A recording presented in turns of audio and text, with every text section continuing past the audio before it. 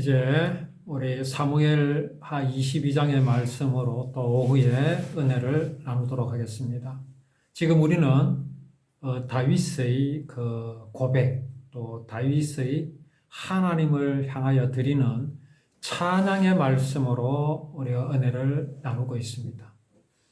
다윗은 지금 이제 모든 전쟁을 끝내고 그야말로 육신적으로 아주 이래 평안한 가운데서 지금 하나님께 찬양을 드리고 있습니다. 다윗은 자신의 그 과거를 돌아보면서 지금까지 지내오게 된 것에 대한 그 하나님을 향하여 하나님이 지금까지 나를 또 이스라엘을 어떻게 어떤 모양으로 지키셨는지에 대해서 지금 하나님 앞에 이제 찬양의 노래를 지어서 드리고 있습니다. 이게 중요한 것은 다윗이 이것을 혼자만 갖고 있으면 사실은 아무런 의미가 없습니다.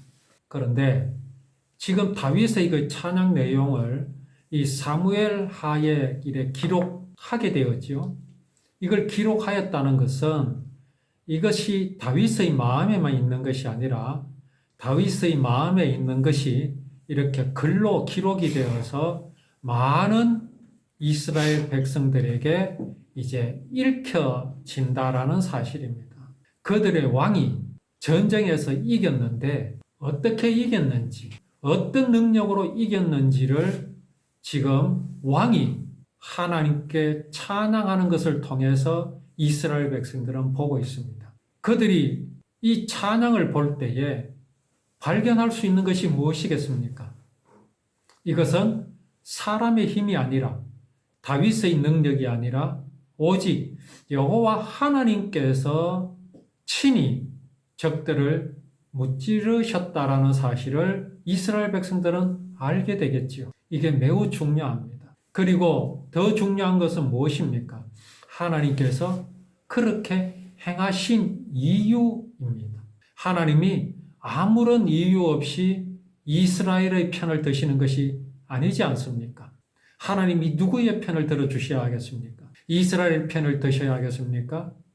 블레셋 편을 드셔야 하겠습니까? 다윗이 전쟁한 이방과의 이 전쟁은 하나님은 명백하게 이스라엘의 편을 드십니다. 더 정확한 표현은 뭐냐 하면요. 하나님은 당신의 편이십니다. 그 당신이 어떤 하나님이십니까? 구원을 이루실 하나님. 구원을 이루시려고 언약하신 하나님. 하나님은 늘 그 편에만 서 계십니다. 블레셋이 그 하나님을 영접하였다면 하나님은 그 편에 서십니다. 그러나 지금 어떻습니까? 블레셋은 가나안 땅에서 하나님의 언약이 이루어지는 것을 방해하고 있습니다. 창세기 15장의 말씀을 그들은 극히 싫어합니다. 어떻게 이 가나안 땅이 아브라함의 땅이냐? 우리 조상의 땅이다. 그렇게 주장합니다.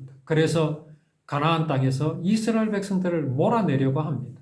그것이 사람의 마음 같지만 그렇지 않습니다. 블레셋은 가나안 땅에서 떠날 필요가 없습니다. 떠날 이유가 없습니다. 떠나지 않아도 됩니다. 다만 무엇을 해야 합니까? 그들이 다윗이 섬기고 있는 여호와 하나님, 이스라엘이 섬기고 있는 여호와 하나님을 영접하기만 하면 됩니다. 그것이 하나님께서 말씀하신 가나안 정복입니다. 그러나 블레셋은 땅을 빼앗기지 않으려는 것이 아니라 그들은 여호와 하나님께서 가나안 땅을 정복하시는 것을 싫어하고 있기 때문에 하나님은 다윗을 도우셨다라는 사실을 우리는 분명히 구별할 줄 알아야 합니다. 하나님께서 우레소리를 내시며 지존하신 자가 음성을 내시며 화살을 날려 그들을 흩으시며 번개로 무찌르셨도다. 우리가 사무엘 하 말씀 다윗이 전쟁하는 모든 것들을 우리가 보면서 과연 이러한 것들을 우리는 본 적이 없잖아요. 그런데 다윗은 그가 승리한 전쟁에 하나님께서 친히 이렇게 행하셨다라고 고백하고 있습니다. 요압이 용감해서가 아니었다라고 말하고 있습니다. 그들의 부하들이 용감하였고 힘이 세었기 때문에 이 모든 전쟁에서 이긴 것이 아니라고 다윗은 말하고 있습니다. 다윗의 부하가 듣기에는 참 섭섭한 말이겠지요. 그러나 다윗은 그런데 타협하지 않습니다. 우리의 전쟁은 하나님께서 행하신 것이다라고 분명히 지금 선포하고 있습니다. 요압도 듣고 있습니다. 많은 장수들이 다윗과 함께 하였던 장수들이 지금 다윗의 이 고백을 듣고 있습니다. 그리고 그들은 이 다윗의 고백에 한 마음으로 아멘이라고 해야 됩니다. 나를 강한 원수와 미워하는 자에게서 건지셨으며 그들은 나보다 강했기 때문이로다. 하나님께서 다윗을 사울의 손에서 건지셨지요. 모든 전쟁에서 승리하게 하셨지요. 왜 그렇게 하셨습니까? 그들이 나보다 강했기 때문이다. 강하지 않았으면 다윗이 이겼고 그들이 강하지 않았으면 그들은 다윗과 아예 전쟁을 하지도 않았겠지요. 그들이 강했기 때문에 그 강함으로 그들은 다윗을 굴복시키려 했습니다. 이스라엘을 쫓아내려 했습니다. 여기에 하나님께서 간섭하시지요. 이것이 단지 사람의 싸움이면 하나님은 굳이 간섭하지 않습니다. 그러나 지금 이스라엘의 원수들, 다윗의 원수들이 이스라엘을 공격하고 다윗을 굴복시키려 하는 것은 단지 사람의 일이 아니기 때문에 그렇습니다. 다윗은 반드시 건져내어져야 합니다. 이 전쟁에서 패하면 안 됩니다. 그렇게 하면 하나님의 언약이 무너지기 때문에 그렇습니다. 그들이 나의 재앙의 날에 내가 이르렀으나 여호와께서 나의 의지가 되셨도다. 그들이 나의 재앙의 날에 내게 이르렀으나 참으로 얼마나 급박합니까? 사울이 자신을 죽이려 했고 압살롬이 배반해서 자기를 죽이려 했습니다. 그런 재앙의 날이 그에게 이르렀습니다. 그러나 다윗을 해하려는 자들에게는 하나님이 없었습니다. 그들에게는 구원이란 없었습니다. 그들에게는 생명이란 것이 없었습니다. 그러나 다윗은 어떻습니까? 그에게는 구원이 있었습니다. 하나님의 구원의 언약이 다윗의 마음에는 있었습니다. 그 언약을 하나님께서는 반드시 이루시되 이스라엘을 통하여 이루실 것이라는 그 믿음이 다윗에게는 있었습니다. 다윗에게 그런 재앙의 날에도 의지가 되었던 것은 바로 그 믿음입니다. 막연하게 하나님은 나를 도우신다, 하나님이 나의 편이시다, 그게 아닙니다. 하나님은 오로지 당신이 이루실 언약을 위해서 모든 일을 행하실 뿐입니다. 그러면 우리는 어디에 있게 되면 하나님의 보호하심 속에 들어 있을 수 있겠습니까? 그게 바로 믿음입니다. 신념이 아닙니다. 하나님의 언약은 세상 모든 사람을 구원하시려는 약속이다. 그리고 그 약속을 이루셨다. 하나님은 세상 모든 사람을 용서하셨다라는 그 사실 속에 내가 들어있으면 우리는 하나님의 편에 있는 겁니다. 내가 무엇이라고 하나님이 내 편을 들어주시겠습니까? 내만 하나님이 사랑하시는 사람입니까? 그렇지 않습니다. 세상 모든 사람은 사랑이신 하나님께서 사랑하시기 위하여 창조하신 생명들입니다. 우리가 그들과 다른 한 가지가 있다면 우리는 하나님의 그 사랑을 마음에 영접하고 있다는 그 한 가지 외에는 다른 어떤 것도 하나님의 보호하심을 받을 이유는 없다라는 것을 알아야 합니다. 나를 또 넓은 곳으로 인도하시고 나를 기뻐하심으로 구원하셨도다. 다윗의 손에 죽어간 블레셋 사람은 어떻게 됩니까? 하나님은 그들은 사랑하지 않으셨습니까? 하나님께서 다윗을 넓은 곳으로 인도하시고 다윗을 기뻐하심으로 구원하시는 하나님이십니까? 하나님은 다윗을 기뻐하신 것이 아니라 다윗이 당신의 사랑을 영접하였기에 그를 기뻐하셨던 것뿐입니다. 블레셋 사람도 그렇게 하면 됩니다. 이스라엘의 전쟁의 목적이 뭡니까? 그들이 애굽 땅에서 출발하여서 40년 동안 광야를 돌다가 가나안 땅의 남쪽이 아니라 저 동쪽 요단강을 건너서 들어올 때에 가나안 백성들이 무엇을 알았습니까?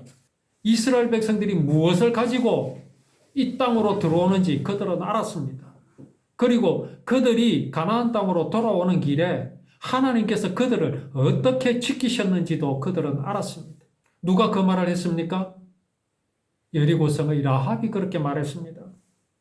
하나님께서 너희를 홍해를 건너게 하시고 그 광야를 통과할 때에 하나님께서 그들의 적들을 물리치신 것 우리 다 듣고 간담이 녹았다 그랬습니다. 하나님이 왜 이스라엘 백성들을 그렇게 이끄시는지 그들이 알았습니다. 알았음에도 그들은 다윗의 하나님을 영접하지 않았습니다. 그들이 영접했다면 그들은 죽을 이유가 없습니다. 몰살당할 이유가 없습니다. 왜? 이미 복음으로 그들은 몰살을 당했기 때문에 그렇습니다. 그들은 그것을 택하지 않았죠. 오늘 여기 다윗이 이렇게 고백하잖아요. 넓은 것으로 나를 인도하시고 나를 기뻐하심으로 구원하셨도다. 이 다윗의 고백이 블레셋 사람들의 고백이 될 수도 있었습니다. 그들에게 다윗의 이 고백은 통일할 수 있었습니다. 그러나 그들이 다윗의 이 고백을 마음속에 두기 싫어하였기 때문에 그들은 멸망을 당하고 그렇게 이제 전쟁에서 패하는 그런 아픔을 그들은 이제 가질 수밖에 없었음을 우리는 알아야 합니다. 여호와께서 내 공의를 따라 상 주시며 내 손의 깨끗함을 따라 갚으셨으니. 다윗이 감히 이렇게 말할 수 있습니까? 또 다윗의 이 고백을 듣는 옆에 있는 사람들은 어떤 생각을 하겠습니까? 지금 저 사람의 부인은 저 우리아의 아내였는데 다윗의 과거를 아는 사람은 다 압니다. 그런데 다윗은 뻔뻔하게도 뭐라고 말합니까? 내 공의를 따라 상 주시며 내 손의 깨끗함을 따라 갚으셨으니. 자, 여기에서 우리는 혼돈하지 말아야 합니다. 당황하지 말아야 합니다. 중요한 것은 뭐냐 하면 이 다윗의 고백을 누가 듣기를 원하시는가라는 게 중요합니다. 다윗의 지금 이 뻔뻔한 고백을 누가 듣기를 원하느냐 이겁니다. 지금 여호와께서 내 공의를 따라 상 주시며 이 대목에서 우리에게 주시고자 원하시는 것이 바로 이겁니다. 나를 의롭다 하시는 이가 누구십니까? 하나님이시니 그렇습니다. 하나님은요, 나를 의롭다고 하고 싶어 하십니다. 그리고 그렇게 해 주겠나라고 약속하신 분이 하나님이십니다. 내 손의 깨끗함을 따라 갚으셨습니다. 이사야서에 보면은 너희가 아무리 무수한 양을 갖고 오고 너희가 기도할지라도 내가 듣지 않는다고 하나님 말씀하십니다. 그 이유는 너희 손에 피가 가득함이라 너희에게 죄가 있어서 내가 너희 기도를 듣지 않는다 말씀입니다.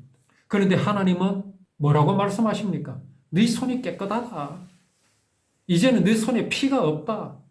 너희 손이 깨끗하다. 이렇게 하나님은 말씀하여 주시기를 원하십니다. 그래서 다윗이 이 고백을 할 수 있었던 겁니다. 우리는 이렇게 하나님 앞에 뻔뻔하게 말 잘 못하겠지요. 그런데 다윗은 했습니다. 다윗이 했는데 우리라고 왜 못합니까? 그게 거짓말이 될 것 같습니까? 아닙니다. 다윗은 지금 거짓말을 하고 있는 게 아닙니다. 다윗은 지금 누구의 마음 속에 있습니까? 하나님의 마음 속에 다윗은 있습니다. 하나님의 마음이 지금 그의 마음에 있기 때문에 다윗은 이런 고백을 할 수 있다라는 겁니다. 여기서 우리가 율법을 갖다 들이대면요, 다윗은 이런 고백 못합니다. 그렇다고 다윗이 율법을 모릅니까? 잘합니다. 율법을 즐거워하는 사람입니다. 율법이 즐거워서 주야로 묵상하는 사람입니다. 다윗이 가지고 있는 율법은 언약입니다. 그는 그 율법에 의지하여서 지금 하나님 앞에 이렇게 고백하는 것입니다. 여호와께서 내 공의를 따라. 그 말이 뭡니까? 내 믿음에 따라, 이 말입니다. 하나님 아버지, 나는 당신께서 율법으로 언약하신 그 약속을 당신께서 반드시 지키시며 이루실 것을 믿습니다라는 것이 다윗의 공의입니다. 그 믿음에 따라 다윗은 상을 받은 겁니다. 그리고 그의 손이 어떻게 해서 깨끗해졌습니까? 그 손에 원래 피가 가득했죠. 우리 손에 피가 가득합니다. 죄가 가득합니다. 하나님을 향하여 감히 도전하고 있습니다. 그러나 하나님은 그 죄악을 말갛게 씻겨주셨습니다. 그렇게 하시겠나라고 약속하신 하나님께서 당신께서 친히 사람의 몸을 입고 이 땅에 오셔서 그 약속을 이루심으로 우리 손에서 피를 깨끗하게 지워주셨습니다. 다윗은 이 고백을 주님께 드리고 있는 겁니다. 따라서 지금 이 순간 우리는 하나님 앞에서 다윗의 이 고백에 아멘 하여야 합니다. 그리고 나도 하나님 앞에 이 고백을 할 수 있어야 합니다. 나를 이렇게 만들어주신 하나님을 찬양할 수 있어야 합니다. 이것이 바로 하나님께서 듣기를 원하시는 진정한 찬양입니다. 이걸 예배라고 합니다. 정말 하나님께서 당신의 독생자를 주시면서까지 이루신 그 사랑을 내 마음에 받아서 그것을 하나님께 찬양드리는, 그것이 진정한 찬양이며 하나님께서 기뻐하시는 찬양인 줄로 믿습니다. 우리의 이 다윗의 찬양이 우리 마음을 늘 지배하는, 그래서 하나님을 기뻐하시게 하는 우리의 삶이 되기를 원합니다.